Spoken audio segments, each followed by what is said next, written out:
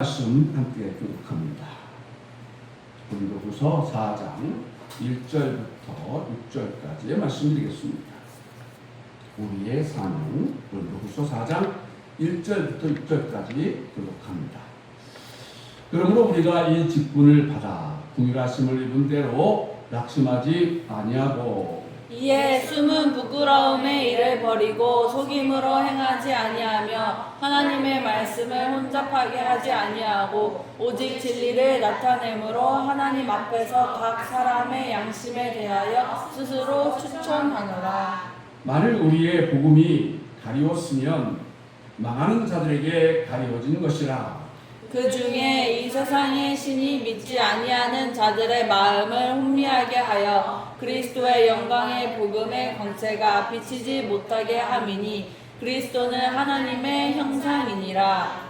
우리는 우리를 전파하는 것이 아니라 오직 그리스도 예수의 주 되신 것과 또 예수를 위하여 우리가 너희의 종된 것을 전파함이라. 어두운 데서 빛을 비치라 말씀하셨던 그 하나님께서 예수 그리스도의 얼굴에 있는 하나님의 영광을 아는 빛을 우리 마음에 비추셨느니라. 아멘.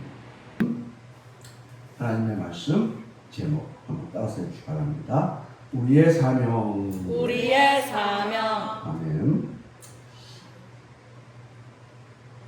오늘은 이제 부부주일 또 가정주일로 예배를 드립니다. 5월달은 가정의 달 이렇게 많이 표현하죠. 그래서 우리가 첫째 주에는 교회는 어린이들이 없고 또 청년들만 있어서 청년의 주일 예배로 이렇게 드렸고요. 우리가 둘째 주에는 우리가 어버이 주일로 하나님께 드렸고요. 또 셋째 주에는 또 스승의 날도 있고 해서 목회자 주일로 이렇게 예배를 드렸고요. 오늘 이제 넷째 주죠. 넷째 주는 부부주일 그리고 가정주일. 사실 이제 5주째에 한 번 더 가정주일 말씀을 선포합니다만은 선교주일로 우리가 드리게 되었어요. 그래서 선교하는 그런 사명이 있기 때문에 5주째는 우리가 선교주일로 예배를 드리게 됩니다. 오늘은 이제 부부와 가정주일로 예배를 드리는데요. 오늘 우리의 사명, 그러니까 조금 먼 감 있잖아요, 제목이요. 한번 다시 한번 따라서 주시기 바랍니다. 부부의 사명을 감당하자. 부부의 사명을 감당하자. 아멘. 아멘. 그리고 또 이제 가정에도 사명이 있는 것입니다. 가정을 세우는 사명. 기독교는 가정이나 나라나 또 어느 단체든지 세우는 사명이 있죠. 무너뜨리는 것은 마귀역사입니다. 그래서 우리는 나라를 반드시 세워야 되겠고요. 여러분들이 가정을 세워나가기를 축복합니다. 아멘. 아멘. 그리고 또 교회도 세워져야 되죠. 교회가 중요한 사명을 감당하기 위해서 가정을 세우는 사명, 또 이 나라 이민족을 세우는 사명, 한 사람 한 사람의 영혼을 세우는 사명, 이런 사명들이 있어요. 이 사명을 제대로 감당하지 못하기 때문에 한국교회가 이걸 얻어먹는 것이다. 그런데요, 참 안타까운 것은 미국 사람 한 사람이 잘못하면 미국 사람 전체를 욕을 얻어먹어요. 한국 사람 한 사람이 잘못하면 한국 사람 전체가 욕을 얻어먹어요. 또 교회 다니는 사람 한 사람이 잘못하면 교회 전체가 욕을 얻어먹습니다. 교회가 다 그래? 이렇게 이제 손가락질을 받습니다. 그런데요, 교회라는 특징은 여러 사람들이 모이는 곳이죠. 그래서 또 이렇게도 표현합니다. 죄인들이 모이는 곳. 그러면 이곳에 와서 한 번에 변화가 되느냐? 그렇지 않아요. 10년, 20년 예수님 믿는다고 믿었는데 변화가 안 되고 자기 마음대로 하나님을 믿어요. 그러니까 삶이 바뀌지 않는 거죠. 생각이 바뀌지 않고 삶이 바뀌지 않고 그 자기 멋대로 사는 삶을 교회에서 반영을 시키니까 교회가 어떻게 되겠습니까? 힘들어지고 결국 교회가 욕을 얻었습니다. 저 사람 교회 다닌다며, 주마음 교회 다닌다며, 하고 그 사람 때문에 욕을 얻어먹어요. 그러니까 신앙도 처음부터 좋아지는 건 아니거든요.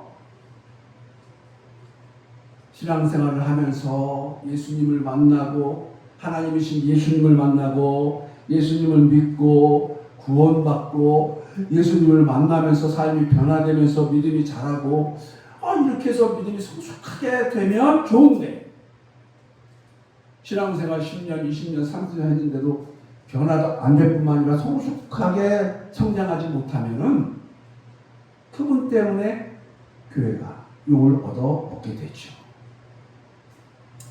이걸 탓하라고 하는 것이 아니라 교회라는 특징이 그래요. 근데 아무튼 교회가 이 세상 속에서 어찌됐든 빛을 발하고 소금의 역할을 감당하고 주님 하나님 말씀하신 대로 그렇게 교회가 세워져 나가야 되는데 쉽지만은 않습니다. 옛날에는 교회가 많은 분들이 모이게 되는 하나님의 어떤 섭리가 있었어요. 많은 교회들이 부흥되고 많은 분들이 교회에 나왔어요. 근데 지금은 다 교회 안 나와요.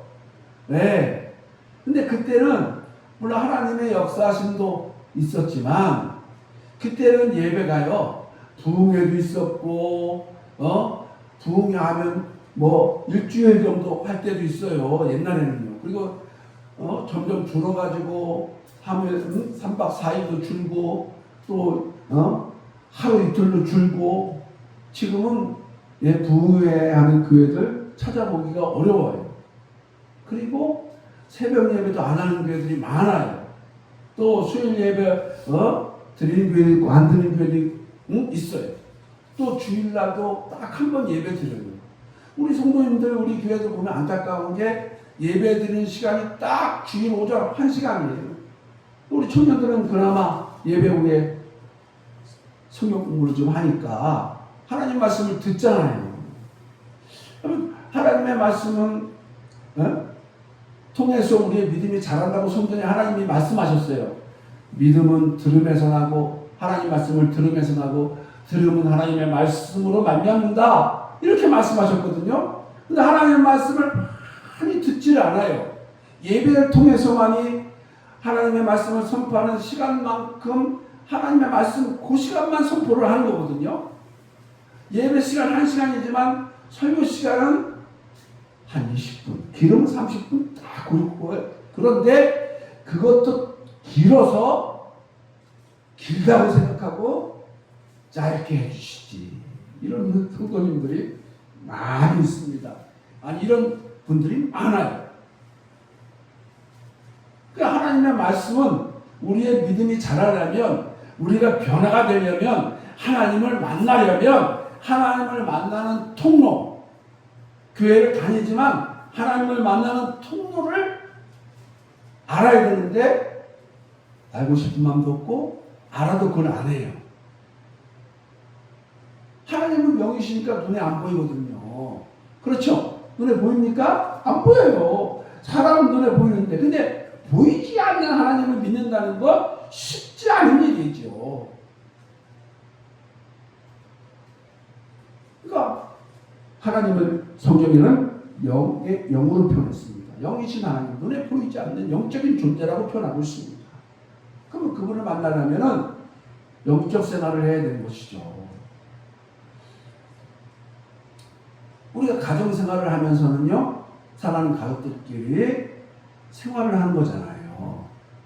또 처음에 가정을 이루기 위해서는 한 남자와 한 여자가 만나서 부부가 되어서 부부 생활을 하면서 또 하나님 주신 선물 또 자녀들이 또 탄생하면서 가정을 일구어 나가잖아요. 가정 생활이 있어져서 친밀해지잖아요.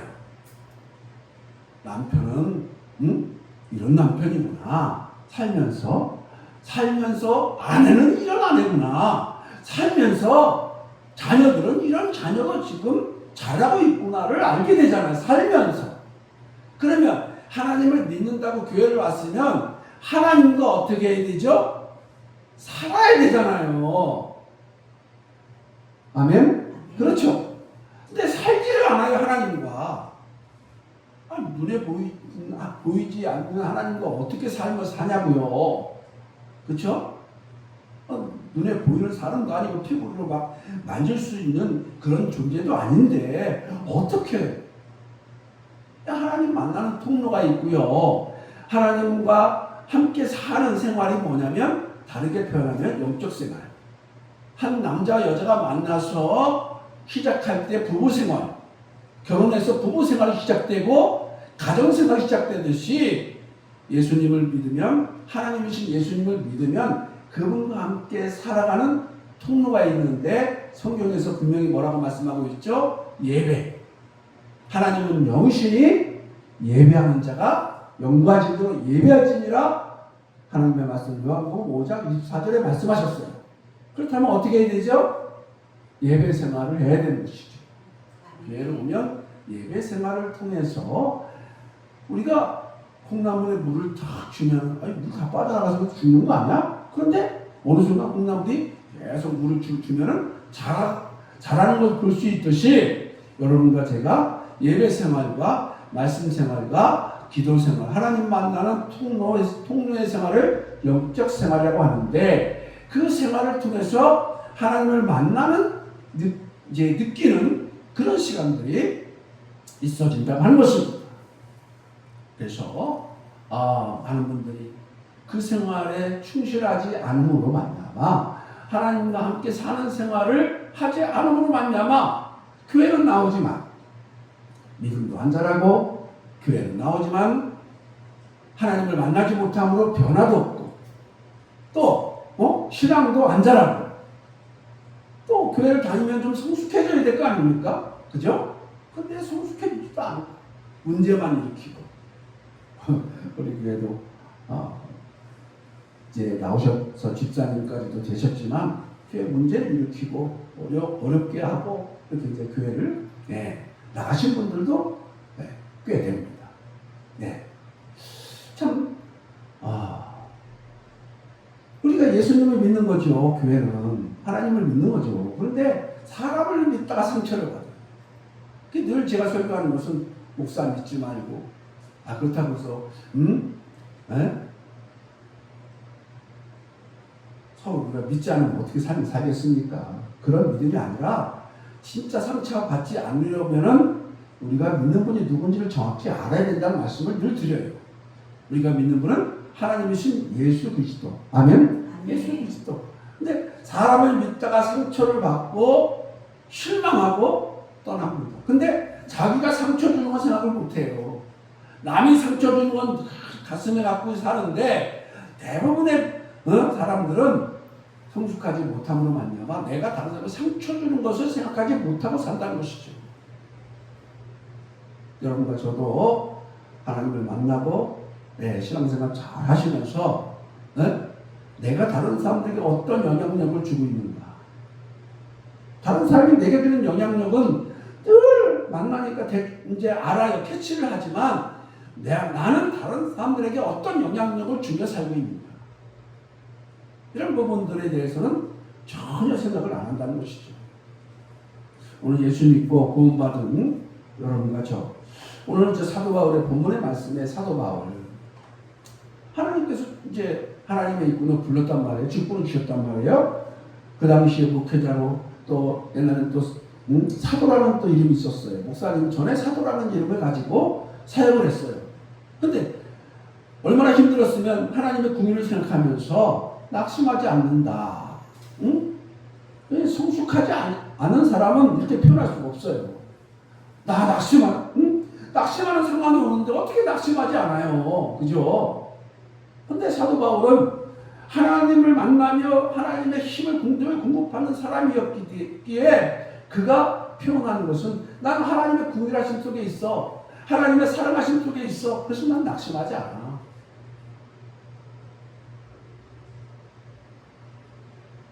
잘 이겨내는 성숙한 그의 모습을 볼 수가 있는 것입니다.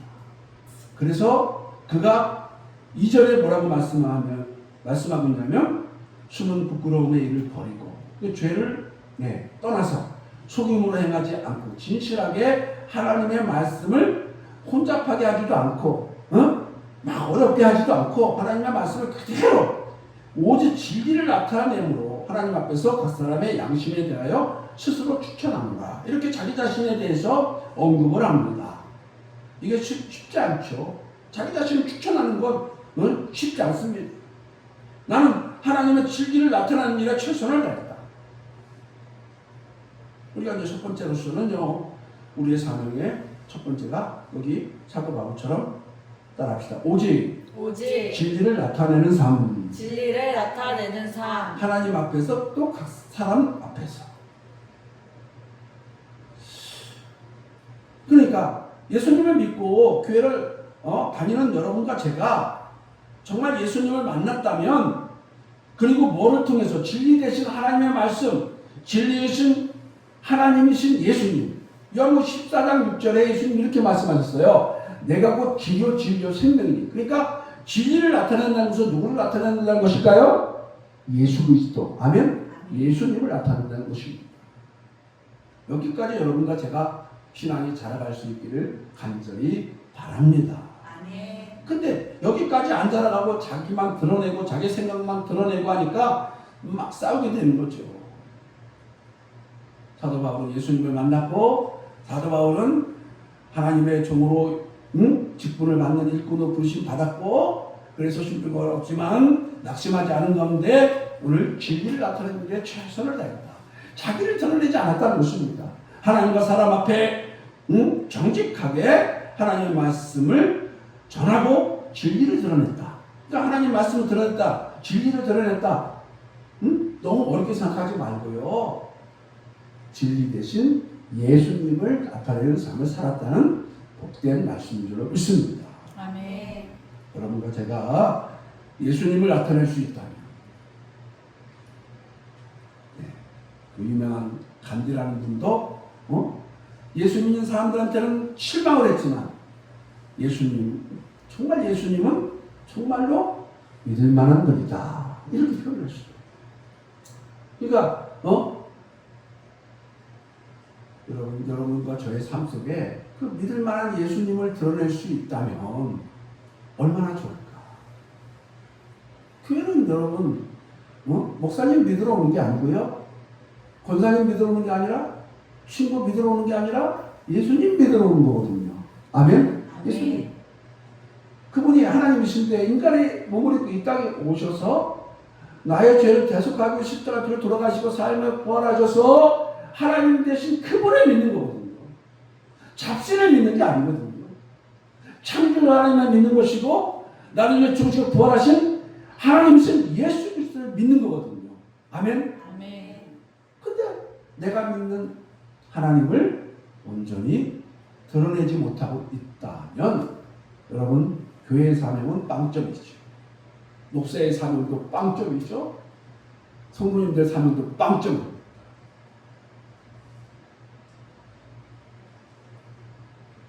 여러분 가정이 또 행복하려면, 또 여러분의 부부가 행복하려면, 여러분의 가정에 주인 되신 하나님이, 예수님이 다스리시기를 축복합니다. 아멘. 내가 주인 되고 그러니까 맨날 싸우는 거죠. 남편이 난 내가 주인인데, 아내도 맨날 내가 주인인데, 왜 내 마음대로 안 해? 옛날에는 우리나라 가부적인 제도 속에서 남자라면, 또 호주라면, 또 할아버지, 아버지, 이제 대장부를 많이 해왔습니다. 근데 지금 시대가 다 바뀌었어요. 근데 시대가 바뀌어서 좋은 점도 있고 나쁜 점이 있어요. 어르신을 무시하죠. 어른들을 무시하죠. 너무 친하게 지내다 보니까. 기독교는 분명히 어른을 공경할 것을 명령하고 하나님이 명령하셨습니다. 우리 청년들 하나님 명령을 붙잡아야 될 줄 믿습니다. 아멘. 내 부모를 공경하라. 어른들을 공경하라고 분명히 명령하시고 말씀하셨습니다. 이들이 복을 받을 것이라고, 땅에서 잘되고 장수할 것이다라고 하나님이 말씀하셨습니다. 아멘. 아멘. 기독교는 이것을 가르쳐야 되죠. 왜? 하나님 때문에 말씀에 나오는 그 말씀을 왜 안 가르치냐 이것입니다. 우리는 공경해야 돼요. 청년들. 아멘? 이게 사명이죠. 이 공경함이 여러분의 가정에 있다면 행복한 가정이 될 줄 믿습니다. 그러니까 좋은 점이 있고 장점이 있고 단점이 있어요. 단점에서 무시하는 부분이 있습니다. 너무 가까워지다 보니까 난 주인 아니고 하나님이 주인. 근데 실제로 하나님이 주인이라면 다스림을 받는다면 싸우지 않죠. 남편이 아내를 통제하거나 아내가 남편을 통제하거나 자식들이 부모를 통제하거나 부모님들이 자식을 통제하거나 그럴 때 서로 문제가 되죠. 너무 통제하다 보면 행복이 그 가정의 행복이 깨지게 되는 것이죠. 근데 행복에 있어서 통제와 질서는 다릅니다. 여러분 가정에 질서가 있기를 축복합니다. 아멘. 하나님이 세우신 질서, 권위에 순종하고 높여주는 것이지 통제하라고는 말씀하고 있지 않습니다. 그럼 통제하게 되면 공산주의랑 똑같습니다. 조이는 거죠. 조이는. 자유를 조이고 행복을 조이고 자녀의 행복을 조이고 남편의 행복을 조이고 아내의 행복을 조이고 부모님의 행복을 조이고 행복하겠습니까? 우리는 통제하지 않기를 바랍니다.